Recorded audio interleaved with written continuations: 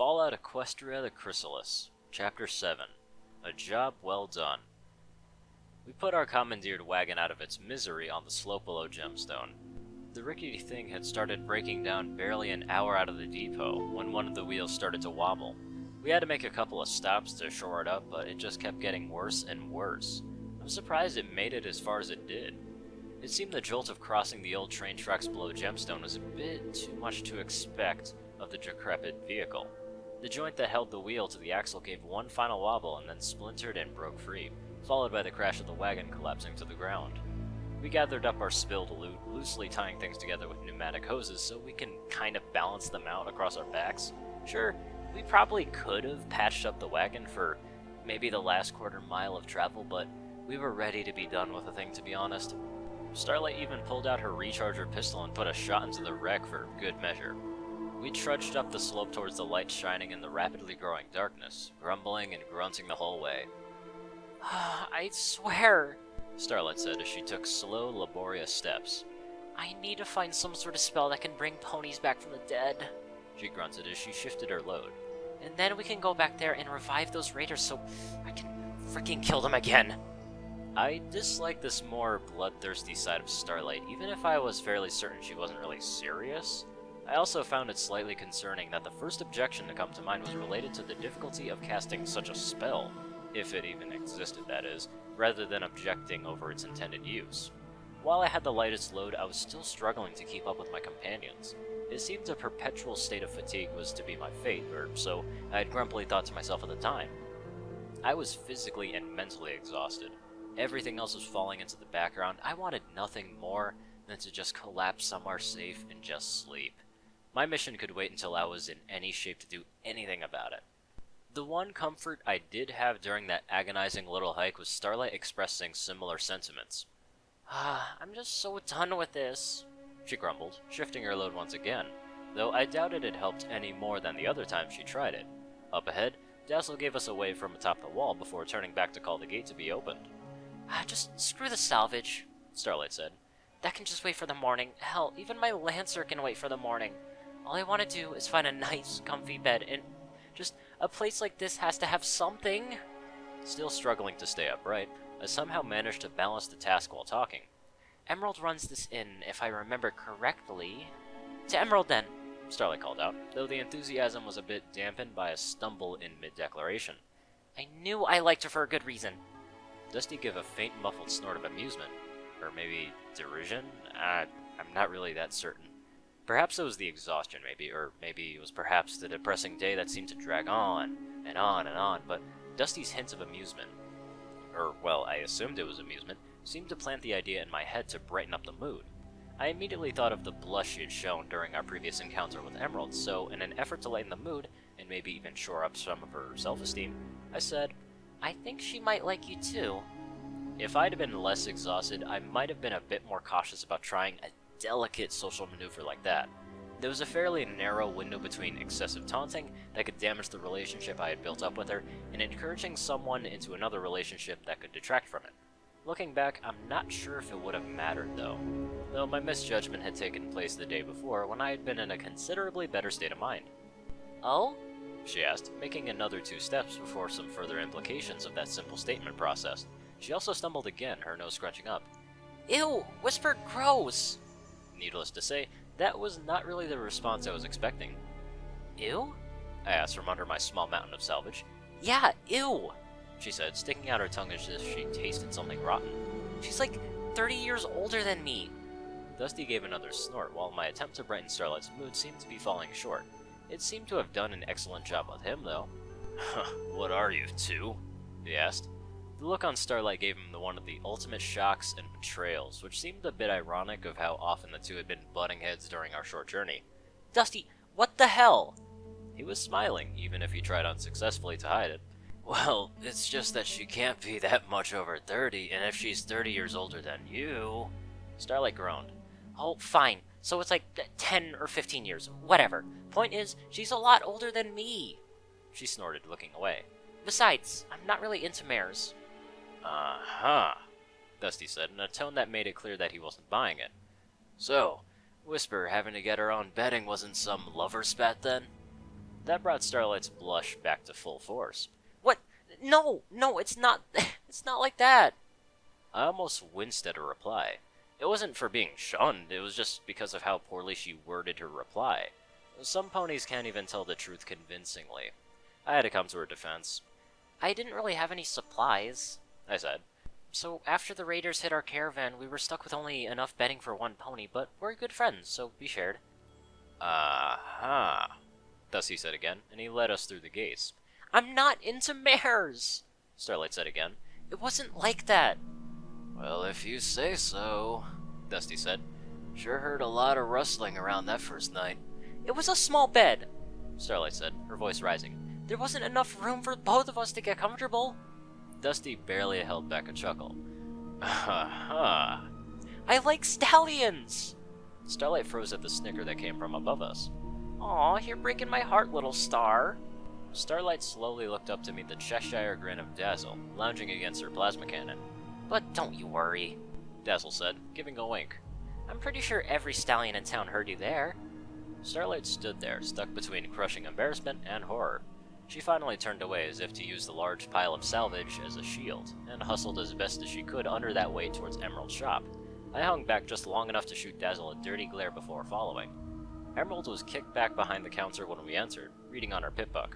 She lit up the moment she saw us, and possibly the amount of material we had brought up to trade, and quickly stood, making our way around the corner. Well, it's good to see you three again, and so soon. I take that the trip went well?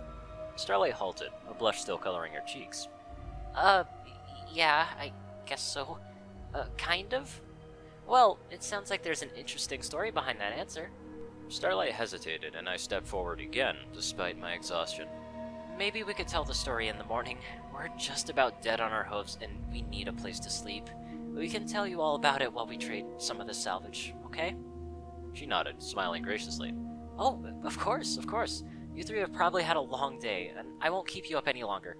We've got regular rooms for 8 caps, or one of the bigger upstairs suites for 20. Oh, we'll just take a regular room, Starlight said. Well, sure thing, Emerald said with a nod.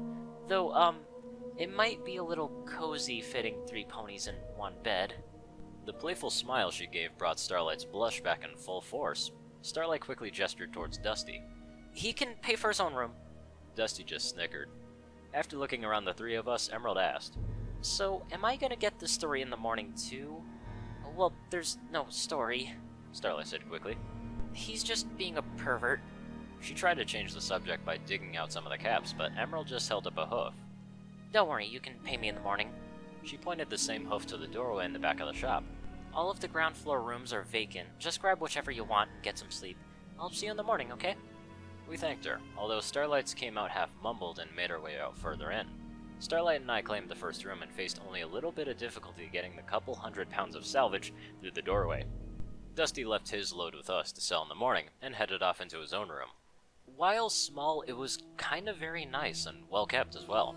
A shuttered window would let in light during the day, and a rotary switch by the door controlled a simple ceiling light.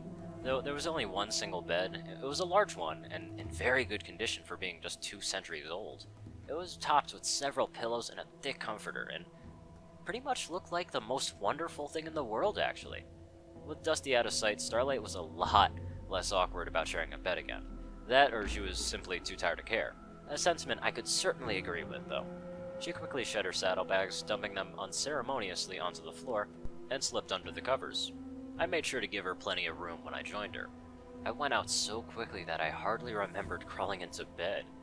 I slept in fits and starts. I had no problem getting to sleep. The fatigue just took care of that. I had hardly drifted off when I was awake again, my heart pounding and my throat tight. I would calm down again and my fatigue would take hold once more. The cycle, would just repeat. The night passed in a slow blur, an indistinct jumble of dreams and wakefulness. When light started to seep around the edges of the window shutters, I gave up on sleep. Physically, I was rested, yet I felt every bit as exhausted as I had the night before. Starlight was already up, sitting on the floor and fiddling with one of the door servos we had salvaged from the depot. She stopped as I pushed the blanket aside and heaved myself up into a sitting position. Hey, Whisper. Her words were soft, almost delicate, and when I looked back to her, I could see the worry in her eyes. So, are you okay? Oh, yeah, I said, though it sounded doubtful even to my own words. That is as okay as I can be, all things considered. The worried expression didn't go away as she set the servo aside. She seemed almost hesitant, but forced herself to speak. I heard you crying last night. I was so worried for you. Oh. My expression, already slack and bleary, fell further. My ears hung low, my eyes drifting down to the floor. Sorry, it's just been a rough couple of days. Starlight nodded, though my motion came slowly. Was it about what Dusty was saying? In my state, it took me a few moments to realize what she was talking about. She wasn't asking about what Dusty had said himself. The conclusions she had drawn from the previous evening were so far off the mark that it kind of took little effort to crack a weak smile. I wouldn't listen to Dusty. He doesn't know what he's talking about. Yeah, Starlight agreed, without conviction. The smile I had conjured died away. She was drawing all the wrong conclusions, and that could only lead to problems. As much as I would have preferred to avoid lingering on those details, I knew it was a mistake I would have to correct. I sighed and spoke again. I was dreaming about my mother. Now that caught her attention, her ears perking up, and I continued on. And then I started mixing in stuff from the depot yesterday, and I trailed off, shuddering. It wasn't even an act, I actually physically shuddered. Just a week ago, seeing my queen's empty husk, it'd just been absolute heights of horror. I knew now that it could have been worse, as terrible as it has been to see her body lying there, hollow and devoid of life. There was at least some sense of peace and stillness. After that carnage of the army depot, my imagination had gone to great lengths just to show me how much worse it could have been. I'd been so caught up in my own emotions that I didn't really notice Starlight moving until she wrapped me in a hug. I hugged back, almost mechanically, and we held each other as I focused on breathing slowly and smoothly.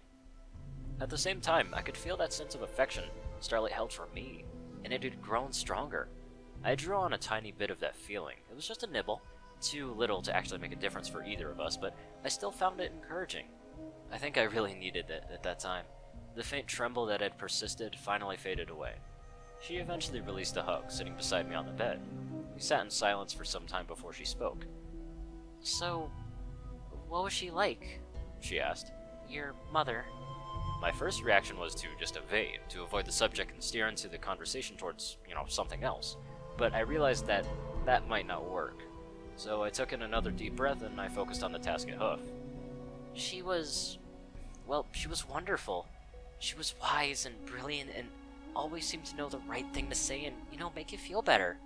She was kind and she always made me feel like she was proud of me. I then realized that I was smiling. My throat was tight and my eyes watered, but I was smiling, even if it was faint. I blinked back to the growing tears and looked at Starlight, and she was smiling too, and when our eyes met, she gave me a little nod. Then she chuckled and looked away. My mom, she was the coolest mom ever, like total badass, but laid back about it. She taught me everything I know about scavenging, shooting, stuff like that. I guess she was kind of like a role model or something, and, I want to be just like her. I nodded, my smile growing just a bit more. I know that feeling. Starlight looked back at me. We sat in comfortable silence for a couple of seconds before she asked. So, what was her name? Now that I hesitated. There really had been only a few dozen ponies who knew of my queen's name, and it struck me as exceptionally unlikely that the information would have survived the intervening apocalypse, and 200 years of waiting, and even more unlikely that they would think to connect the two. That minuscule risk was outweighed by the benefits of being able to use the truth, rather than having to create and remember a lie. Besides, if giving a name helps Starlight bond with me, it would be a secret well spent. Oh, well, her name was Emphema. Starlight cocked her head to the side. I heard many different kinds of pony names, though I had really no idea of naming conventions that might have changed over 200 years, but that was evidently not the name that she really expected. Huh. That's actually a really neat name. She shrugged. Mine was Midnight. I nodded, and we fell into silence once again. It didn't really last that long before Starlight rose to her hooves. So, we should probably get out there before Dusty gets more stupid ideas. She gave a nervous chuckle. We also need to sell all this stuff too. I agreed, and we gathered up our salvage once again. While Starlight talked with Emeralds, I wandered the store. I'll admit there was a bit of discomfort at leaving an inherently adversarial social interaction in the hooves of someone else. I was used to depending on my own abilities in that field, and as much as I liked her, Starlight didn't really strike me as having a very diverse range of social skills. She was friendly and energetic, at least when she wasn't butting heads with Dusty, but those did not translate into being particularly good at bartering. Despite that, I felt like my hopes were tied. She had experience salvaging, and I assumed that must include an experience in selling that salvage. I also lacked a firm understanding of how much value different items demanded and of how that value translated to the new bottle cap standard. I suspect my incredulity at that particular form of currency was not really aiding my attempts to understand the wasteland's economy. The shelves of goods only bore a vague resemblance to the shops I had been used to before the end. I suppose an antique shop or thrift store might be the closest comparison, old and used items and covered in a broad spectrum of goods, often with signs and old repairs. There was no packaging, much less the rows of identical pristine items, fresh off the assembly lines that filled the shelves of the major stores. I spent a lot of time looking, though there was little that I really had any interest in buying. Mostly, I was satisfying my curiosity while gathering potentially useful information. What sorts of items might be available in the wasteland? The bartering got a little bit more interest, though. Even at the time, I recognized that the thought process had drawn my attention. With everything that has happened, everything, I was feeling particularly vulnerable, alone having narrowly escaped death from multiple sources, and most recently, having received a vivid picture of what could happen to me if things went wrong. Barding might be a little more than a safety blanket, but I had to consider that the possible peace of mind it could bring me might allow me to focus more on important matters. Of course, that line of thought had a troubling number of conditional statements, not to mention my natural revulsion towards the idea of self-deception. Most importantly, the same logical process that led me to recognize the possible emotional benefit would probably likely strip me of most of that benefit. It's kinda hard to trick yourself when you know you're trying to do so. I would still be vulnerable, the solution was not to delude myself into thinking I wasn't, but to act accordingly. That said, barding could offer some degree of physical protection, which made it worth considering. Physical dangers were best defended against those avoidance, but it seemed likely that I wouldn't be able to depend on such protection, which meant it all boiled down to a simple, logical weighing of costs and versus benefits. That was something I could do. Barding gave protection, but the better the protection, the more it would weigh. I didn't really have a source of food sufficient to sustain a high-strength form. I could wear very light barding, which would do little more than protection from scrapes, bruises, and the elements, or I could wear heavier barding that might protect me from more significant threats, but in turn, slowed me down. That didn't really strike me as a particularly good trade. Looking over the few outfits in Emerald's shop made the prospects look even more limited. With them all being post-war construction, the only thing that looked as if it would provide decent protection against firearms also looked to be far too heavy for me. I was also wary of something so constrictive. It would limit my abilities to transform should the need arise, and a form with a smaller frame would find the armor suddenly loose and encumbering. A form with a larger frame would be uncomfortable or maybe even impossible. On top of that, none of the armors were designed for Pegasi, eliminating the possibility of taking a flying form. Sure, I was hoping to avoid the need to transform, as that would really rather blow my cover and complicate my mission, but I really disliked the idea of limiting my options unnecessarily. And of course, there was the cost of, well, cost. We hadn't really made enough yet to be making purchases that weren't necessary, and by the sounds of Starlight and Emerald's negotiations, we weren't making the small fortune we had set out imagining. Not that I fault Starlight's bartering for that. If anything, I got the impression that Emerald was being quite generous with her prices. I caught hints of surprise in Starlight's voice at some of the prices offered, though I dismissed the armored barding. I did consider some of the clothing. I wouldn't really mind something to protect me from the elements, even if Starlight had assured me that the storms of such intensity were rare. The other group of items that I considered were weapons, and yes, the fact that only two categories I considered to be worth investigating were weapons and armor did troubling me, if somewhat less than it might have been a few days earlier anyway. I skipped right over to the small assortment of melee weapons. If things ever descended to the point where such a weapon was useful, it had gotten excessively desperate to the point that I might as well shed my disguise and try to use my magic to fight back. The other option would be to die, which would reveal my true nature anyway. If I had been discovered, I'd much prefer the option that leaves me alive. Admittedly, I was browsing Emerald's small selection of firearms, and it was somewhat pointless. I mean, I already had a pistol, and I was familiar with it. The rifle I had acquired from Sharps worked well enough, given my poor skill with it. An upgrade seemed decadent when the differences would largely be wasted on me. Still, I looked. If nothing else, it would give me a good idea of what sorts of other threats I might face. For better or for worse, this selection was slim. I barely even looked at the post-war weapons, which consisted of a pair of mismatched rifles and a clunky-looking revolver, and instead turned into the old-world relics on display. There wasn't really much selection there. There was a huge drum-fed Equestrian Army combat shotgun that really hurt my teeth just to look at. A small-caliber civilian bolt-action rifle of some sort, one of those submachine guns that Ironshot had been trying to convince the army to buy in bulk for vehicle crews and support personnel, and no less than 3 pistols identical to my own. The item that caught my attention the most wasn't one of the weapons. Instead, it was an attachment of one of those weapons, a suppressor. The cost and benefit analysis immediately labeled it of little benefit. If I did need to shoot my weapon, volume would be likely unimportant. Still, I couldn't help but consider the idea of opening my possibilities. Perhaps I still entertained a little bit of those assassin and commando fantasies. It seemed unlikely that I would need to quietly remove a pony, but it was possible that it could be useful at some point in the future, and judging from what I'd seen of raiders, there were certainly some ponies whose death could only be an improvement for the world. So, I decided to inquire about the cost. If it was too expensive, perhaps I could probably make my own. I had been taught of how they worked, and they were simple devices. It would probably be cheaper too, but still, a professionally made suppressor made to carefully researched designs was sure to be superior to anything I could craft. I returned to the front counter of the store to find the bartering complete, with Starlight idly rolling a small bag of caps in her hooves as the two mares talked. I've been to a lot of places before settling down here, Emerald was saying, but I've never been there. Everything I heard about Dodge City sounded like trouble. I can't imagine living there. Oh, no, I didn't live there, Starlight said with a laugh. but we did go in there a couple of times a month. Heck, I was pretty much growing up in there. It's not really that dangerous if you know what to look out for. She tapped her pip bug hanging around her neck. Having one of these to avoid those irradiated parts, wow, it really does help too. Well, they are very useful things, Emerald agreed.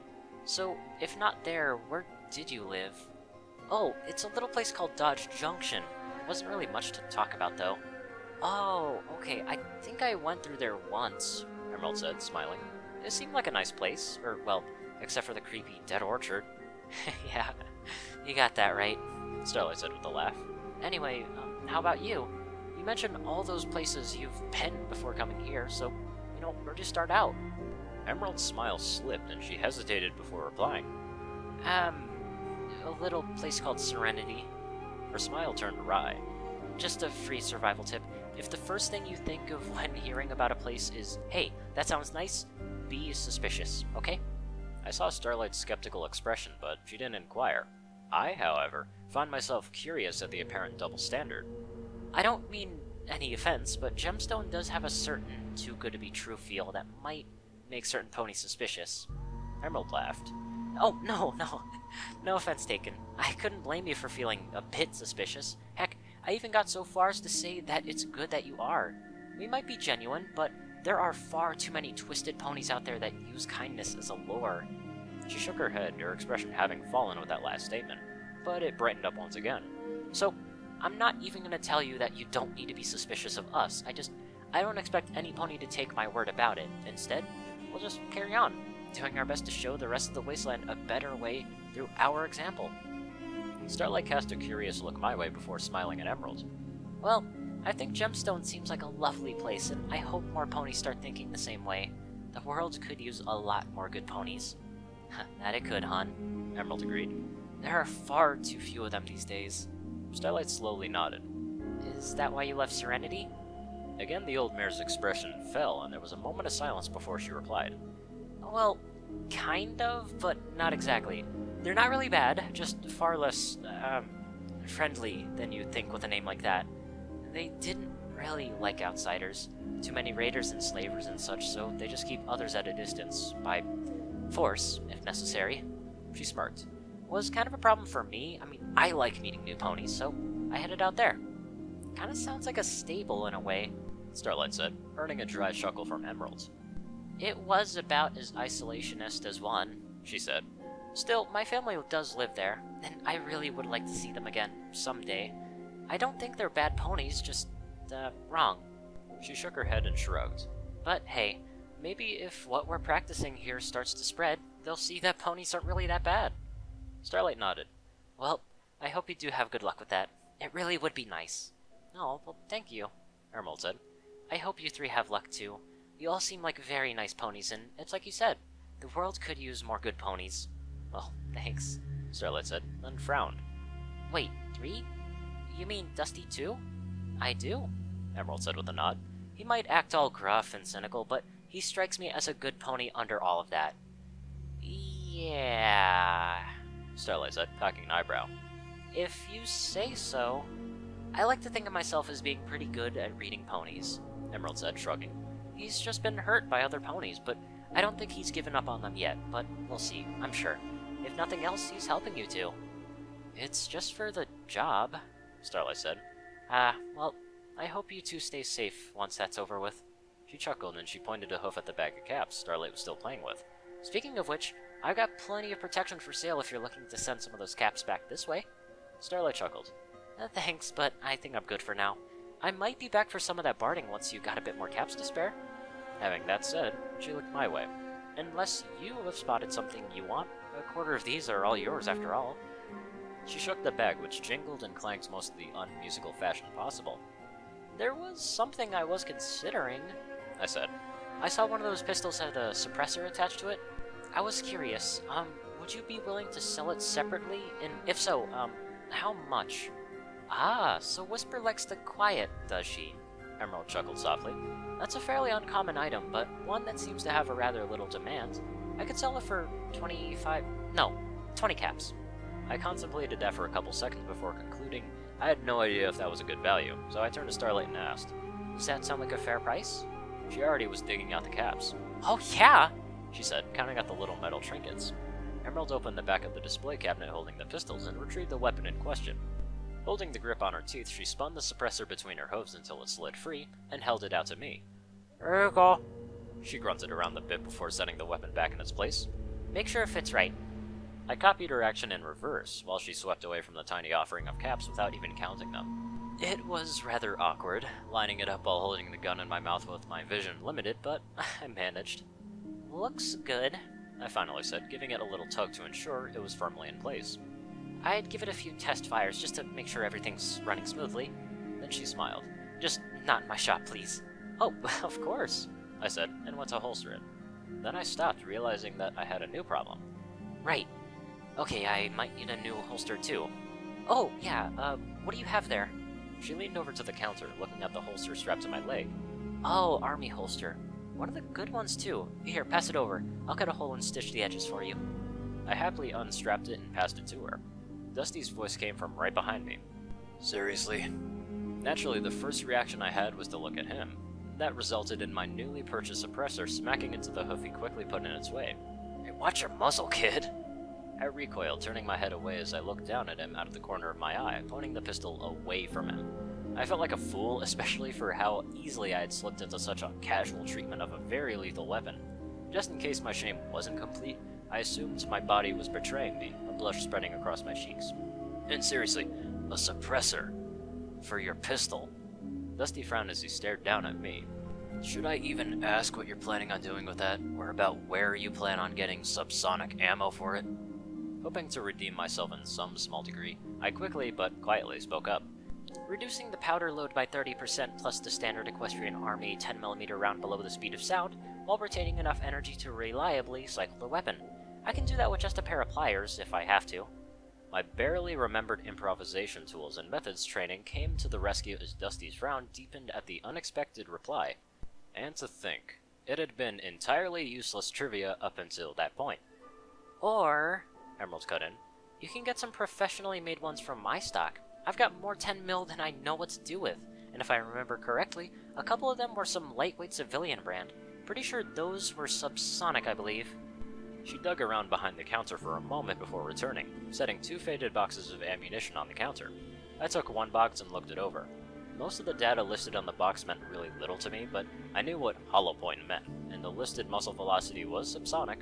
Huh, yeah, these could do. How much would you charge for these? Well, no pony really wants to buy low-power ammo, Emerald said with a shrug. Say, 1-to-1 trade for any regular rounds and maybe 1.5 caps per round for the rest? I agreed, pulling out my magazines and emptying them as she went to work on my holster.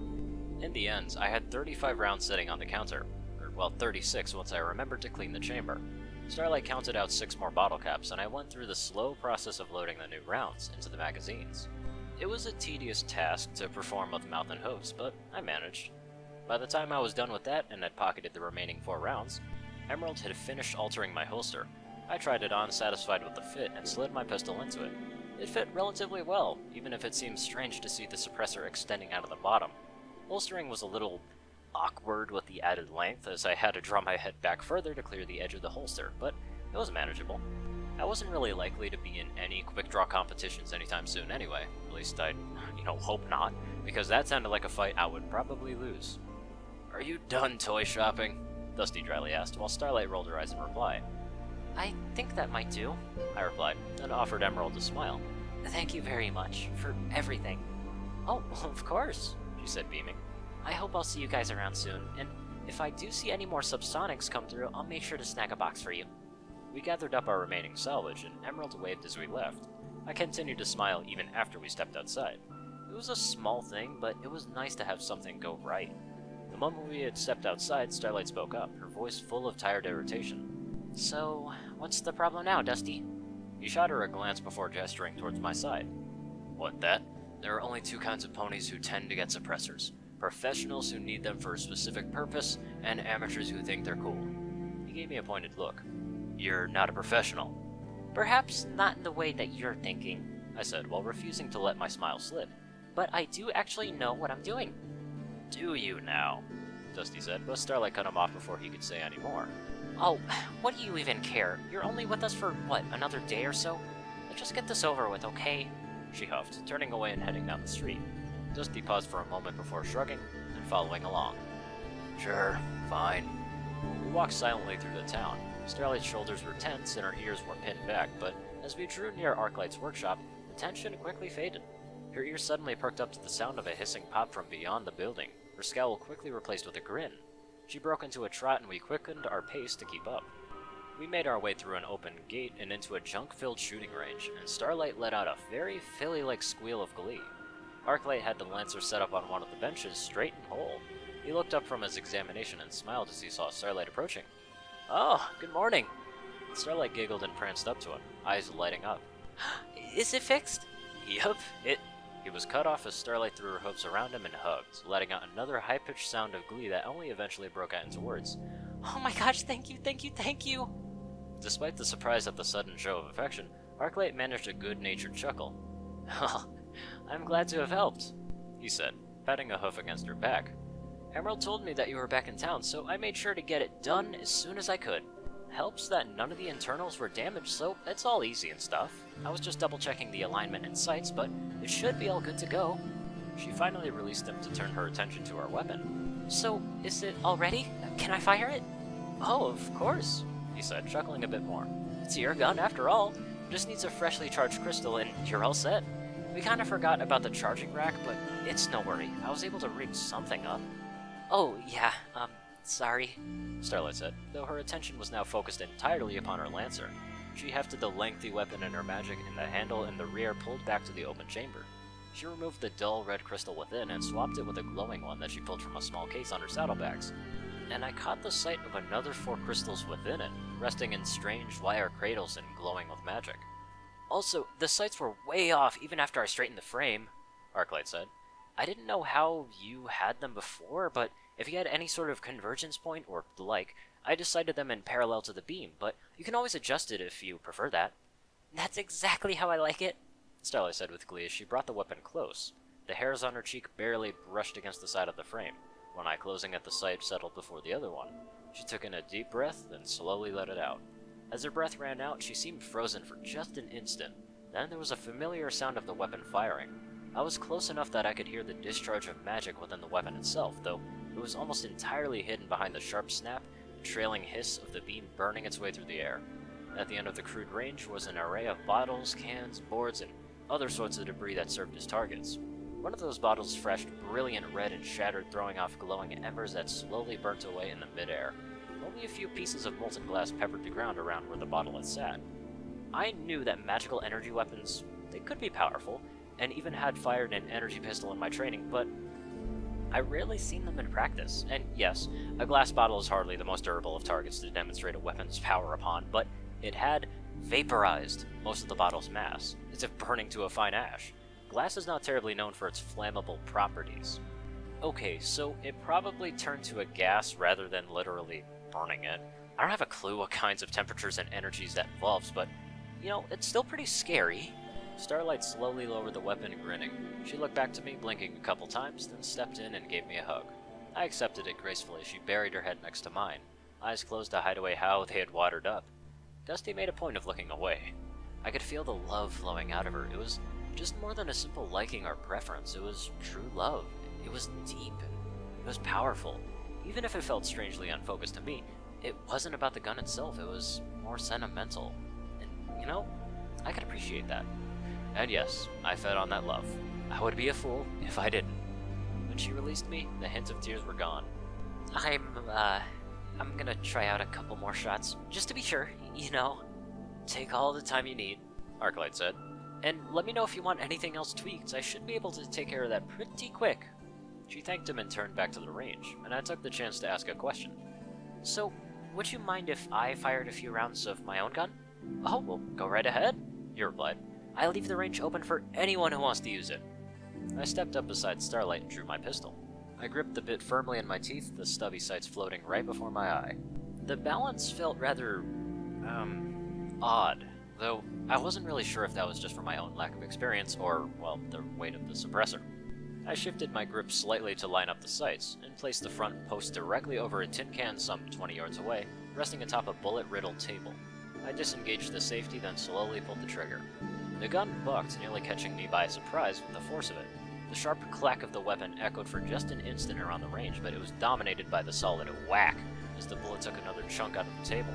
It had just been a bit low and to the right. Still, it wasn't really that bad for a weapon I hadn't fired in, 200 years. Besides me, Starlight's ears twitched, and she looked away for her own shooting to give me a worried look. I don't think that suppressor is, suppressing. It seems about right for me, I said around my pistol's bit. It's a lot quieter than a regular gunshot, at least. She still looked unconvinced, but shrugged and returned to her own weapon.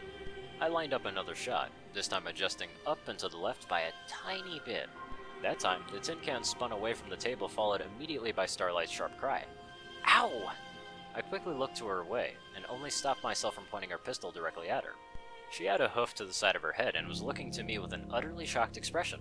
That lasted for just a moment before she broke out in a laugh. You just shot me in the head! That was not really the response I had expected. Wait, what? Through her giggling, she said, You pulled the trigger and fired off a round. Her horn lit up, floating up a spent casing. And a little piece of metal hit me in the side of the head. Oh! Her giggling was surprisingly infectious, and soon I found myself chuckling as I raised a hoof under the casing. Sorry. She just chuckled in reply as she dropped the casing into my waiting hoof. I immediately jerked back and dropped it, holding my hoof up as I stared down at that offending, and still very hot piece of metal. Right. That was, stupid. I'm sorry, Starlight said, though it barely interrupted her chuckling. That was my fault, I said, shaking my head. We might want to swap places, too. Yeah, I think I've been shot in the head enough for just one day, Starlight teased, sounding far too cheerful for such a statement. We shuffled around each other as we changed places. A quick glance back at Dusty showed him with his head bowed, a hoof resting firmly across the bridge of his nose. I didn't hear his deep sigh, but I'm sure that it was probably there. Once we were resituated, I took aim and fired a third and fourth round. My accuracy was mediocre, but the weapon itself functioned perfectly. I re-engaged the safety and holstered the weapon before removing the magazine and fishing out the 4 spare rounds that I had purchased. I reloaded the magazine, watching the rounds slide down through the small holes at the back of the magazine. Once I put the last round in, I frowned. The little holes said it was 1 round short of being full. It did take me a couple seconds before realization struck and my ears dropped. Right. Wait, what's that? Starlight asked while lining up another shot. Oh, nothing. I said, swapping out that magazine for one of the full ones and inserting that into my pistol. Once he had recovered from our stunning show of competency, Dusty decided to fire off a few rounds as well. Arclight dug out some earmuffs for Starlight and myself, while Dusty used his own earplugs. Okay. Starlight said, raising a hoof to her earmuffs after his first shot. I could feel the sound in my chest, if only weakly. Yeah, I think I like your pistol more. Wow. He only fired a couple rounds at a chunk of wood on the far end of the crude range, then stopped to adjust his sights. He did that a couple more times before nodding in satisfaction, swapping out the rifle's magazine for a full one, and slinging the weapon across his back again. Arclight collected his earmuffs. Come on back if you need anything. Adjustments, upgrades, repairs, whatever. I have also plenty of other weapons, and I'm always available for a commission, if you want. We thanked him, promising to come back if we ever needed anything else. After that, it was a pretty short walk back to the gate. Dusty was eager to set out as he reasoned that we could make rust before nightfall, if we hurried. Personally, I'm glad that Starlight was so distracted by her weapon. She missed Dazzle's wink and the snicker from the stallion standing beside the guard mare. I stared flatly at Dazzle, who at least had the good sense to raise a hoof and mock surrenders if she didn't mean anything serious by it, but she was still smiling. We had left the town and made it halfway down the slope before Starlight could no longer contain herself. Okay, no, I've just got to shoot it again. She quickly unslung the lancer as she called out. Hey, Dusty, you think I can't shoot? Point to something, anything. I'll just hit it. Dusty frowned as he halted, and for a moment I thought he was going to tell her no. And after a moment of wavering, he rolled his eyes and gestured down slope towards the tracks. That fence post, just to the right of the collapsed water tower. Oh, come on, Starlight said. That's like 100 yards at most. Give me something harder. More like, 200, Dusty grumbled, then pointed out past the tracks. Okay, that withered little cactus thing with the two tops, whatever that is. Starlight rolled her eyes dramatically. I said harder! Okay, fine. I'll choose. She scanned the narrow valley for a moment and lifted her hoof to point. There, okay. You see that old dead tree? We both looked for several seconds before Dusty finally said, no. Come on, it's right there! She said, jerking a hoof as if pointing harder would make it easier for us. She finally added, Right there, on top of the hill. It's silhouetted and, everything. We looked up from the valley to the top of the opposite hill. It still took us, a moment before we spotted the twisted remains of some long-dead tree. It was probably only a little taller than a pony, which made it harder to see at such a range. Wait, that tree? Dusty asked, his voice expressing the skepticism I felt. Yeah, that tree. Starlight shot back as she leveled her weapon and squinted into the sight. How far do you think that is? At least a half a mile, Dusty said. Maybe 3/4. Well, as long as Ark said the sights were right... She went silent as she took a deep breath and let it out, repeating the same procedure as before. Again, a sharp snap pierced the air. More than a half a mile away, a cloud of red embers burst forth, filling the air around the tree with motes of light that quickly burnt away. When it faded, it revealed the stubby tree slowly collapsing onto its side, with the faint lights of flame dancing around the edges of a gaping hole. Starlight lowered her weapon, grinning. I told you I knew how to shoot. Despite the bleak landscape and, constantly overcast skies, the trip to Rust was quiet. It was peaceful. It was also fairly easygoing. Well, I didn't like being recognized as the weakest of the group. Starlight and Dusty carried most of what remained of our salvage. While my hoofs were still sore from walking all day long, at least my back, wasn't aching. Seeing Rust again was oddly bittersweet. It was still a decrepit little settlement, fitting of its name, yet I couldn't help feeling an odd sense of happiness to see its giant steel gates once again. I suppose there was some comfort in the familiar. The gates opened and we were met once again by a couple of armed ponies. Steelshot was at their head. Hey there, Dusty, welcome back. How's the job? Tedious and boring, Dusty replied. And not the good kind of boring either. Didn't turn out as well as I'd hoped, but hey, it pays the bills. Ah, well, sorry to hear that, Steelshot said as the gate squeaked and the ground shut behind us. Might have some good news for you, though. Some fancy pants may have turned up just after you left, looking to hire some pony. She's been hanging around since then, waiting for you to get back. Smells like caps to me. Wait, how many caps? Starlight asked. The question earned a sharp glance from Dusty before he looked back to Steelshot. Alright, I'll go see what she wants. She's staying at Mustard's?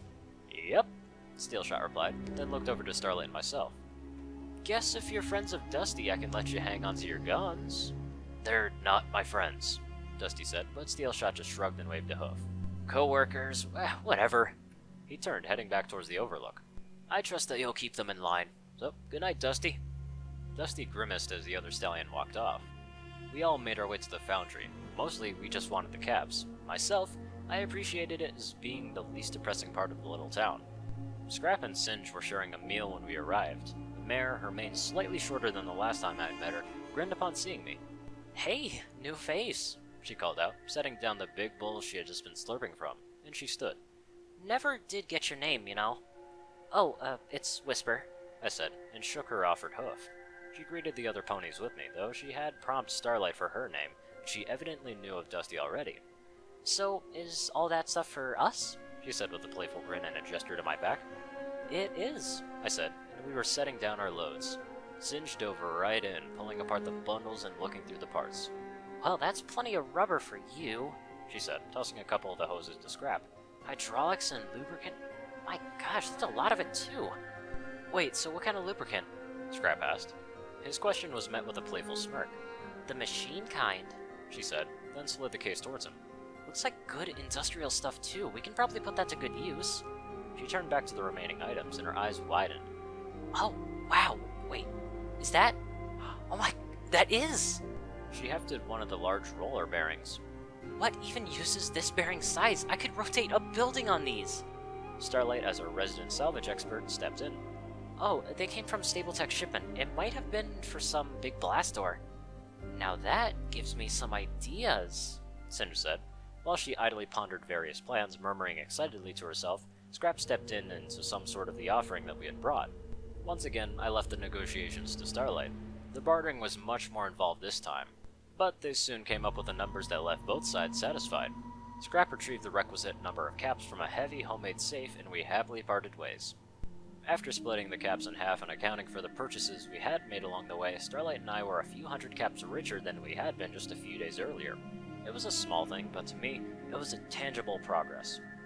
And here's your half, Starlight said as she passed the bulging bag of caps to Dusty. He hefted it, eyeing it warily, but finally shoved it into his saddlebag. So, you two stay out of trouble. I don't want to have to deal with it. He turned and walked off.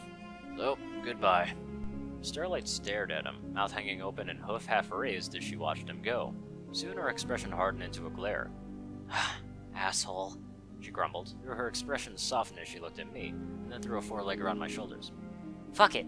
We got our caps. It's just time to celebrate. I'm gonna get the biggest, most unhealthy meal I can get and gorge myself until I pass out. She grinned broadly at me, and then she released her grip, and I smiled back. With a fresh plan at hoof, we headed towards the center of the little town. It was a detour from my grander plans, but even I had to admit that I could use a little break.